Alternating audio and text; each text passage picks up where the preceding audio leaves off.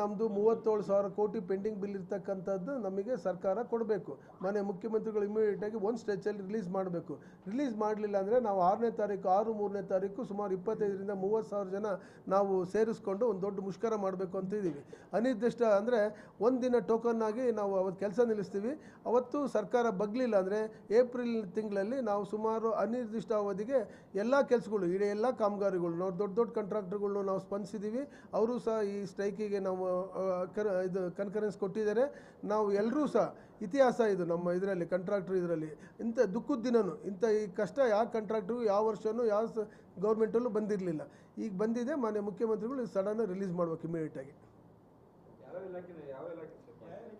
ಲೋಕೋಪಯೋಗಿ ಇಲಾಖೆ 8,000 ಕೋಟಿ, ಆಮೇಲೆ ಜಲಸಂಪನ್ಮೂಲ ಇಲಾಖೆ 13,000 ಕೋಟಿ, ಅಲ್ಲಿಂದ ಬಂದರೆ ನಮ್ಮ RDPR 3,800 ಕೋಟಿ, ಸಣ್ಣ ನೀರಾವರಿ ಇಲಾಖೆ 3,000 ಕೋಟಿ, ನಗರಾಭಿವೃದ್ಧಿ ಇಲಾಖೆ 2,000 ಕೋಟಿ, ವಸತಿ ಮತ್ತು ವಕ್ಫ್ 2,600 ಕೋಟಿ, ಕಾರ್ಮಿಕ ಇಲಾಖೆ 2,000 ಕೋಟಿ, BBMP 1,600 ಕೋಟಿ.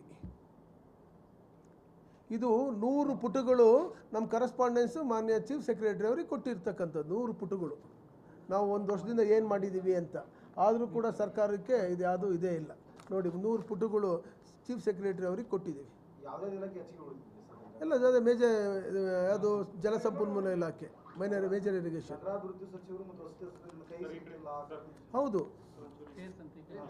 ನಗರಾಭಿವೃದ್ಧಿ ಸಚಿವರು ಯಾರ ಕೈಗೂ ಸಿಗ್ತಾ ಇಲ್ಲ. ನಾವು 3-4 ಲೆಟ್ರು ಬರೆದ್ರು ಕೂಡ ಅವ್ರು ನಮಗೆ ಸ್ಪಂದಿಸ್ತಾ ಇಲ್ಲ. ನಮ್ಮದೇ ಆದಂಥ ಮಹಾತ್ಮ ಗಾಂಧಿ ವಿಕಾಸ್ ಯೋಜನೆ ಪೆಂಡಿಂಗ್ ಬಿಲ್ಲು ಸುಮಾರು 3 ವರ್ಷದಿಂದ ಇದೆ. 10 ಮಹಾನಗರ ಪಾಲಿಕೆಗಳೆಲ್ಲ ಇರ್ತಕ್ಕಂಥ ಪೆಂಡಿಂಗ್ ಬಿಲ್ ಅದು ಮಹಾತ್ಮ ಗಾಂಧಿ ವಿಕಾಸ್ ಯೋಜನೆ ಅಂತ.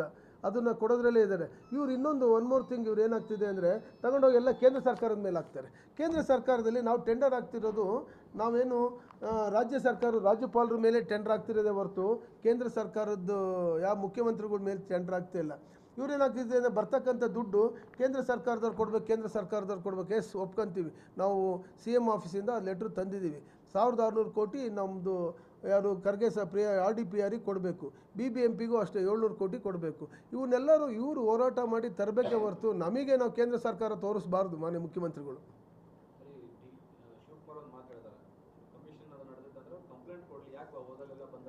ಅದೇ ಸರ್, ಕಮಿಷನ್ ಏನಾಗಿದೆ ಅಂದರೆ ನಾವೇನು ಪ್ರೂವ್ ಮಾಡೋಕ್ಕಾಗುತ್ತಾ?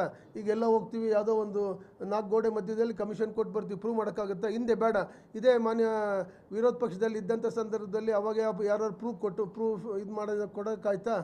ಬೇಡ. ನಾಗಮೋಹನ್ ದಾಸ್ ಕಮಿಟಿ ಫಾರ್ಮ್ ಮಾಡಿದರು ಮಾನ್ಯ ಮುಖ್ಯಮಂತ್ರಿಗಳು. ಎಲ್ಲರೂ ಪ್ರೂಫ್ ಕಂಡುಹಿಡಿಯೋಕ್ಕಾಯ್ತಾ?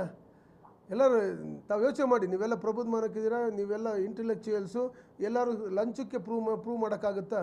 ಈಸಿಯಾಗಿ ಹೇಳ್ಬಿಡ್ತಾರೆ ಕೋರ್ಟಿಗೆ ಹೋಗಿ ಅಂತ. ದಯವಿಟ್ಟು ಅದೆಲ್ಲ ಹೇಳ್ಬಾರ್ದು ಮಾನ್ಯ ಮುಖ್ಯಮಂತ್ರಿಗಳಾಗಲಿ ಉಪಮುಖ್ಯಮಂತ್ರಿಗಳಾಗಲಿ.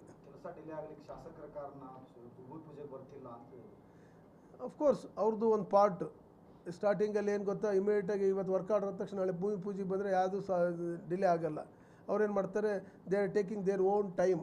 ಅವ್ರಿಗೆ ಯಾವಾಗ ಇಷ್ಟ ಬರುತ್ತೋ ಅವತ್ತು ಭೂಮಿ ಪೂಜೆ ಮಾಡ್ತಾರೆ. ಭೂಮಿ ಪೂಜೆ ಅನ್ನೋದು ಮ್ಯಾಂಡೇಟ್ರಿ ಅಲ್ಲ. ಅವ್ರು ನಾವು ಮಾಡಿರ್ತಕ್ಕಂಥ ಒಂದು ಕಲ್ಪನೆ.